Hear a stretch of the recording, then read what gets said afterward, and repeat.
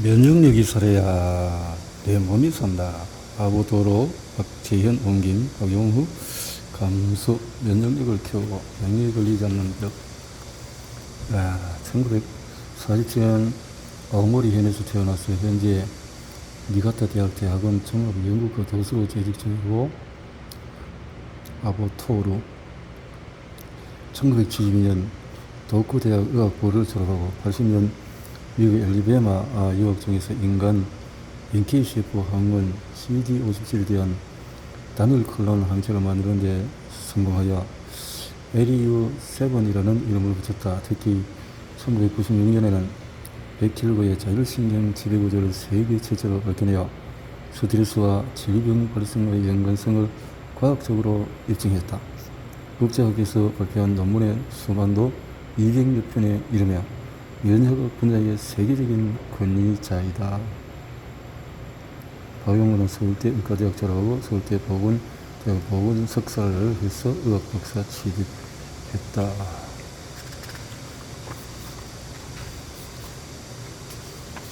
면역력이 살아야 네 가지만 알면 건강해질 수 있다. 나이가 들어서도 건강해지고 싶다. 인류는 언제나 그 시대에 잘못된 믿음과 핑계를 가지고 살아왔는데 이 시대도 맹신하고 살아간다.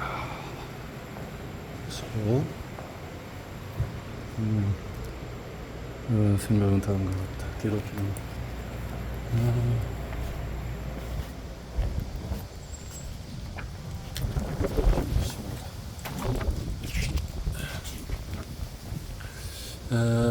책에서 네 가지 키워드를 중심으로 일반 사람들이 무엇이 건강 생활인지 쉽게 이해할 수 있도록 돕고 병이 낫지 않는 현상을 극복하기 위한 지침을 제시하고 대다수 고혈압, 당뇨, 압박증암은 오랜 세월 동안 방치된 잘못된 습관과 주변 환경 때문에 발병한다는 것을 이해해야 한다.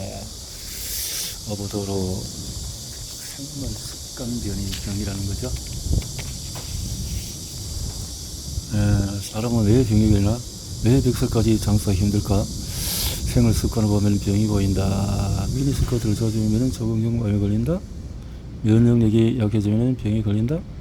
등등. 자율신경계가 건강의 핵심이다. 자율신경계가 내 안에 지휘력을 믿어라. 암은 어떤 사람이 걸릴까? 인체 구조를 알면 100세까지 장수한다. 인체 구조를 알면은 사람은 왜 병에 걸리나? 왜 100살까지 장수하기 힘들까?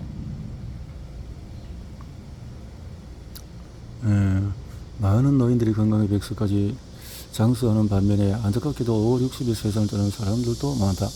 죽을 때까지 활기차게 생활하며 천수를 누린 사람과 인생에 펼치도 못하고 질병의 원인은 대부분 생활습관병이다. 우리 인간은 약 38억 년에 걸쳐서 진화해온 생명체다.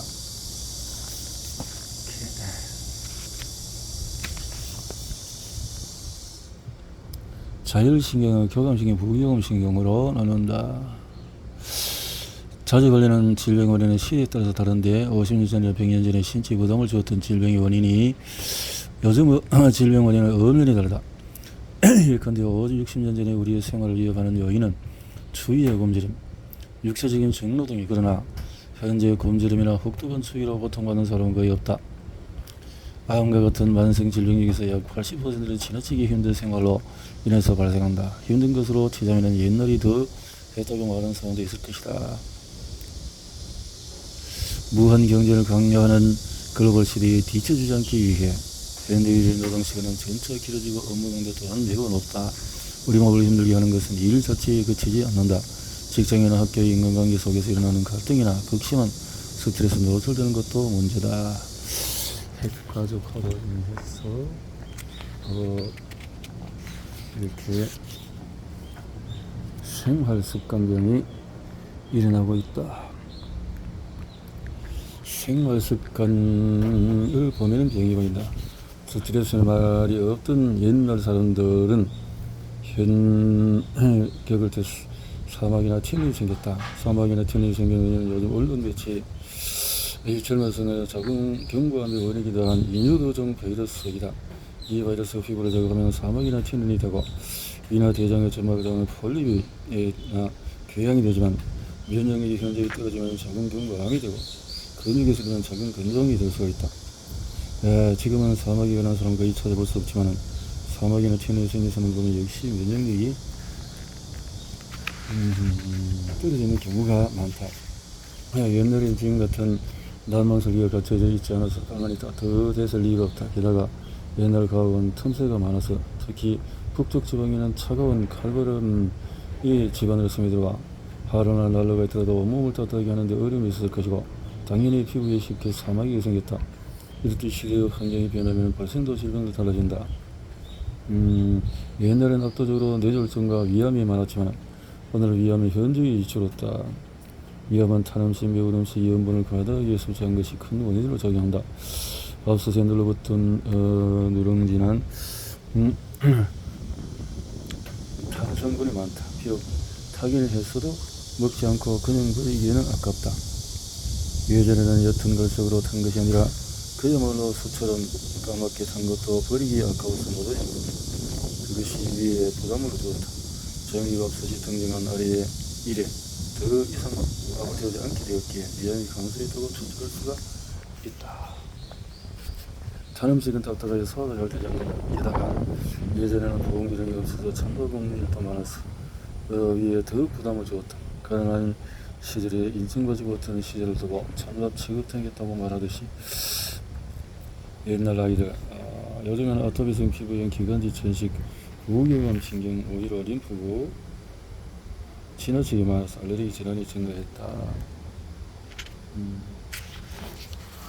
림프구 지나치게 심하면 암 발생 초기가 위장은 쭉 떨어지고 폐라 증가하고 간 수치, 대장 수치가 올라가고 직장 이렇게 부위별 암 사망 초기 위장은 뚝 떨어지는데 이제 폐라든가 직장 간소 이런 데 암은 올라가고 있고 유방암 발생률이 이렇게 쭉 증가하는 게 20에서 30대, 40대, 50대의 피크를 이루고 55세 피크를 이루고 넘어가면 또 쭉 떨어지네요. 발생률이 미니스커트 자주 입으면 자궁암에 이런 젊은 여성에게 자궁 경부암이 흔히 나타나는 고교 시절부터 미니스커트를 입은 탓으로 몸이 지나치게 차가워져서 면역이 떨어졌기 때문이다. 하룻밤만 추워도 떨기 쉬운데 면역 저하에서 원인을 찾을 수 있다. 또 우리 주위에는 늘 수많은 바이러스가 존재하는데 인플루엔자처럼 유행하는 바이러스가 있는가 하면은 오만해.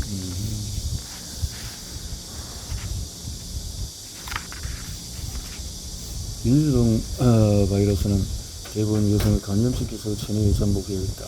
이런 증상을 예방하기 위해서 백신 접종을 권하고 있지만 백신은 약독성이다. 성질이 병원식 성질이 약하다. 독성이나 약독성. 또한 항원의 일부밖에 사용하지 않아서 근본적으로 면역력을 높이지 못한다. 항원의 일부밖에 사용하지 않아서 세 번의 백신 투여로 효과가 지속되는 것은 고작 1이면 세 번 투여로 효과가 지속되는 것은 고작 1이면 진짜 바이러스에 감염되어도 따뜻한 옷차림 하는 등 확실하게 원인을 차단하여 면역력을 키우면 평생 면역 상태가 유지되기 때문에 바이러스가 침입해도 증상이 나타나지 않는다. 자연 예방접종 1회에 10에서 20만원 정도 하는 인유도종 바이러스 백신을 3번 맞는 효과가 고작 1이년 인플루엔자 백신은 효과가 반년도 채가지 않는다. 그래서 나는 백신은 지갑을 공개하는 병이라고. 현재 사회에서 질병이나 바로 의료비 지출을 응하기 때문이다. 그렇다면 왜 이런 병에 걸린 걸까? 병이 발생하는 과정에서 볼 때 가장 먼저 생겨야 할 것은 자율신경의 기능이다. 현재 의학은 자율신경의 기능에 대해서 그다지 관심을 두지 않고 있다. 현재 의학은 유전자 연구나 분자 연구 등 다양면의 연구가 진행되고 수많은 논문이 있지만 새롭게 난 치료와 저장의 효과적인 걸리지 않는다. 자율신경의 활동 완료되는 에너지 소비, 교감신경 휴식이나 섭취한 음식을 서로 흡수하여 에너지를 공급하거나 몸 상태를 조정하는 부교감신경이 있다. 교감신경이 작용하여 맥박이 뛰고 혈압을 높이거나 혈당을 높여서 산소의 영양을 근육으로 보내면서 우리는 움직이거나 일을 할 수가 있다.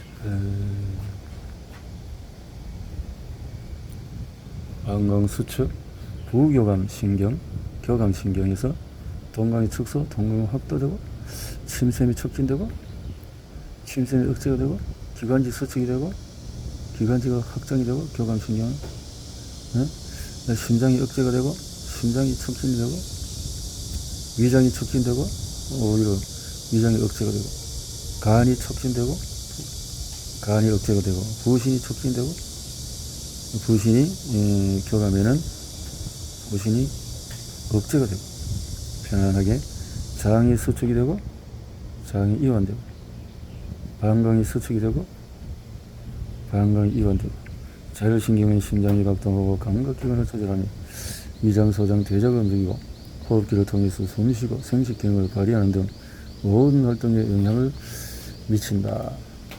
낮 동안에 바쁜 업무를 처리했다면 저녁부터는 부경신경이 활성화되기 위하여 휴식과 수면을 통해서 피로를 푼다. 또한 소비된 에너지는 음식 섭취, 소화 흡수, 배설이라는 일련의 소화 기능에 의해서 재공급된 데 따라서 교감신경의 긴장 상태는 활동을 유지하고 에너지를 소비하는 몸 상태, 부교감신경 우위는 휴식이나 에너지 공급을 지원한다. 그래서 느긋하게 휴식을 취하는 생활을 하는 사람이면 장수를 누릴 수 있다. 면역력이 약해지면 병에 걸린다. 면역력이 떨어지면 병에 걸린다.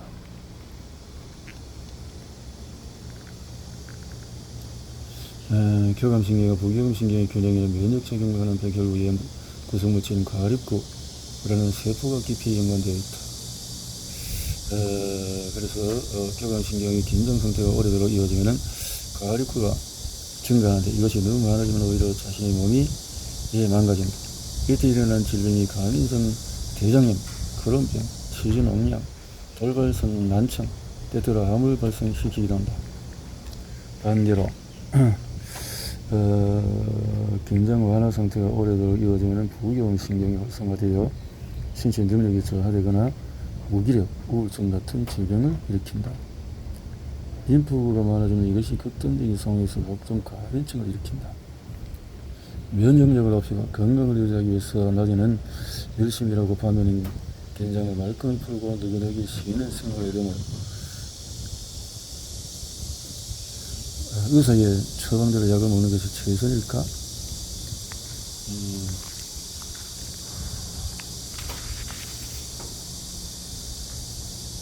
본토성 고혈압이라는 거, 혈압을 낮추는 혈압 강압제를 투여하는 대증요법으로 대응하기 때문에 대증요법 말 그대로 증상에 대해서만 당뇨병 환자가 병원에 가도 당신이 이러저러한 원인으로 당뇨이 되었다는 말은 한마디도 듣지 못한 채 혈당 강화제 같은 약을 처방한다.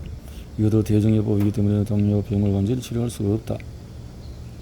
교감신경의 긴장 상태가 지속되면 혈당이 높아지는 것은 물론 맥박도 상승하여 흥분성등이 되어서 밤에도 좀처럼 잠들지 못한다. 따라서 불면증의 원인도 결국 교감신경이 지나치게 긴장한 것을 꼽을 수가 있다. 그러나 불면증으로 병원을 찾아도 수면제를 처방하는 대증요법으로 치료하기 때문에 역시 불면증을 근본적으로 고칠 수가 없다. 병원에서 처방받은 안정제를 복용하는 사람도 많을 텐데 병원에서는 불면증을 비롯하여 어떤 원인으로 병이 되었는지 상세하게 밝혀주지 않는다. 원인 덩어리는 채 겉으로 드러난 증상만을 보고 대증요법에 의해서 처방받은 약으로 호전을 기대할 수는 없다. 결국 불필요하게 많은 사람들이 병원에 몰려들면서 의료비를 탕진하고 있는 것이 아닐까?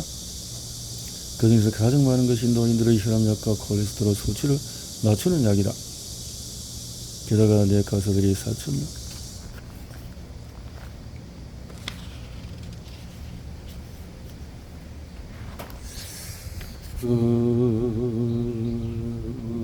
가급적 의사나 약에 의지하지 말고 스스로 건강을 조기하는 것이 국가를 위해서나 개인의 건강을 위해서 가장 바람직하지 않을까.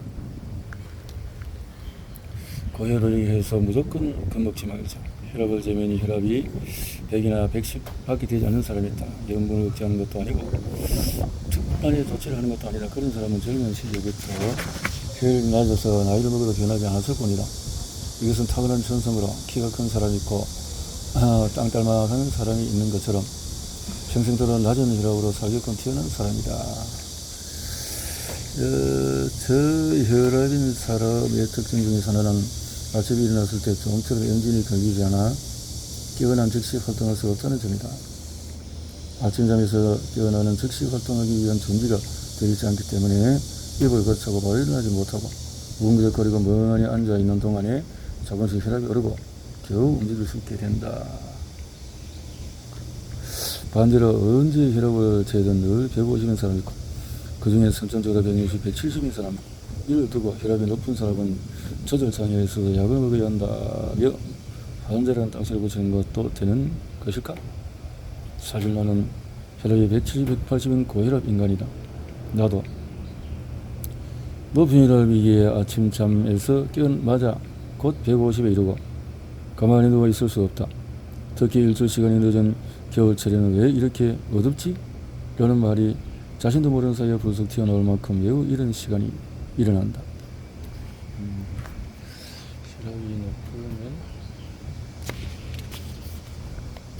잠에서 깨면 즉시 활동 가능한 혈압이 되어서 아침 4시 반부터 와이셔츠를 다릅니다. 그것도 10분이면 끝나버려서 부엌과 현관을 걸레로 깨끗이 닦는다. 그래도 시간이 충분해서 쓰레기를 내다버리고 일할 준비를 하는 등 아침부터 분주하게 움직인다. 고혈압인 사람은 활동하지 않으면 안 되는 것이다. 이와 달리 흔히 전철이나 회의 중에서 깜빡 졸는 사람이 있는데 그것은 혈압이 낮기 때문이다. 몸이 늘 긴장 완화 상태라 조금만 가만히 있으면 졸음이 오고 중요한 시점에는 잠에서 깨는 타입이다. 그러나 나는 전철 안이든 회의 중이든 결코 졸리지 않는다. 높은 혈압 탓으로 흥분 상태라 여하튼 일을 단숨에 해치우지 않으면 소용이 차지 않는다. 혈압이 높은 사람의 생활 양식은 그렇다. 따라서 무조건 혈압이 낮은 사람은 좋고 또 높은 사람은 약을 복용해 낮춰야 한다는 것은 잘못이다. 저혈압이든 고혈압이든 각각 살아가는 방식이기 때문에 혈압이 높은 사람도 건강히 살아가기 위해서 나름의 생활 방식이 존재한다. 혈압이 높고 장수하는 사람의 특징은 일찍 자고 일찍 일어난다는 것이다. 높은 혈압으로 흥분한 상태에서 활발히 활동하기 때문에 빨리 지쳐서 일찍 잠자리에 들기 마련인데 너처럼 8시, 9시경에 잠자리에 드는 사람이 꽤 있다. 혈압에 따라서 적정 수면 시간이 달라진다. 나의 스승인 고마가이 가스오 스승으로 도쿠 대학의 학장을 역임한 이시다 나카오 선생도 밤 9시 전에 늘 잠자리에 들었다. 8시, 9시간 동안에 수면을 취하지 않으면 피로가 가시지 않아 고혈압인 사람은 그 같은 생활을 하지 않으면 건강을 유지할 수 없다. 이와 정반대의 생활을 했던 사람은 히노하라 시케아키 선생이다. 100년이라는 히노하라 선생은 위 혈압은 100밖에 되지 않았고 수면 시간도 매우 짧아서 5, 6시간 정도 충분했는데 이 또한 건강의 비결이다. 혈압이 높은 사람은 단순히 일을 해치우지만 완고한 대가 있어서 다른 사람의 의견이나 이야기에 귀 기울이지 않는다. 일이 잘 풀릴 때는 문제될 것이 없지만 독선적인 사람이 되기 쉽다. 혈압이 낮은 사람은 부교음 신경 오히려 신경이 예민하기 때문에 비록 회의 시간에 깜빡 졸아도 중요한 순간에는 정신 차리고 언제 졸았는가 싶게 태인의 질문에 대답하는 타입의 사람이다. 각자 체질이기 때문에 절대적인 혈압 증상치를 설정해서는 안 된다. 나는 의대생이었을 때 혈압이 높은 사람도 있고 낮은 사람도 있다. 혈압은 나이 들수록 오른다고 배웠지만 지금을 갖기는 그런 사실을 잊고 있는 것 같다. 분명 나 자신을 돌아봐도 20년 전에는 혈압이 140, 150이었는데 7, 8년부터 170, 180 되었다. 그러나 나는 혈압 강화제를 먹을 생각이 없다. 왜냐하면 그것이 지금 나의 정성치이기 때문이다. 그러나 저절로 고혈압이 된 것이 아니라 무리한 생활과 스트레스를 건강이 나빠져서 혈압이 높아진 경우라면 역시 자신의 생활을 되돌아보고 고쳐야 한다. 억지로 혈압을 낮추면 부작용이 생길 수 있다. 혈압이 160 이상이면 병원에서 해주지 않는다. 발치가 있다. 한 치료 중에 발치. 혈압이 높으면 과다 출혈의 위험성이 있다는 이유를 대지만 그것이 꼭 옳다고 말할 수 없다. 혈압이 높고 쉽게 흥분하는 사람은 다혈질이라 하는데 금방이라도 출혈이 있을 것 같지만 그런 사람은 혈소판이 많기 때문에 혈액의 응고도 빠르다. 혈소판이 많아서 평소 활발한 사람은 산소를 더 많이 필요로 하기 때문에 혈관신경에 지배를 받아서 적혈구의 수가 증가한다. 동시에 몸도 지켜야 하기 때문에 백혈구 중에서 방어세포인과 어리구의 수도 증가하고 상처를 입거나 다칠 위험성에 대비해서 지혈작용이 높은 혈소판도 증가한다. 이것들은 모두 골수에서 만들어진다. 통상 혈압 160에 활동적으로 살아가는 사람은 혈소판도 많아서 지혈작용이 뛰어나다. 그런데도 발치할 때 혈압이 높으면 제일 어려워서 사고가 발생 가능성이 높다. 내과에 가서 혈압약을 바르라 하고 하며 혈압이 160 아래로 떨어질 때까지 치료를 미룬다. 한창 일하는 사람이 160이라면 그것이 더 이상하지 않을까? 대범한 성격의 사람도 백혈구도 설소판도 많고 생명력이 강하기 때문에 혈압이 160 이하일리 만무하다.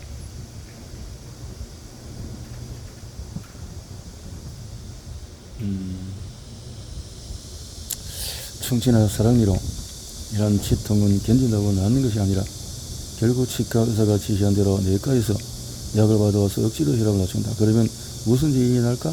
뜻하지 않게 무기력하고 우울증 상태가 되어버린다.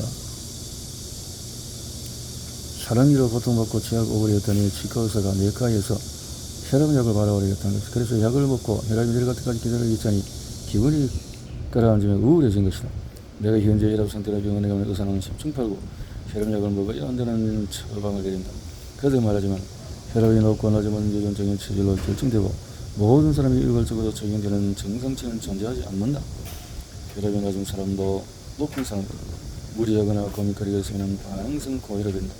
곁에 어깨가 걸리거나 머리가 무거운 불쾌한 증상이 동반하지만 이때 얼굴색이 좋고 발랄하다면 혈류가 유지되고 심진에서 로가 내려줘서 동맥경화는 되지 않는다. 알아서 약을 먹지 않아도 된다. 그러나 혈압이 낮은 사람이 운동 부족 상태라면 점차 혈류가 나빠져서 냉증이 나타나고 활기를 잃어서 얼굴색이 나빠진다. 저체온이 되면 심진대사가 완전히 이루어지지 않기 때문에 동맥경화가 진행된다. 낮은 혈압의 사람이라도 일찍 목숨을 잃기도 한다. 결국 혈압이 낮다고 했어요.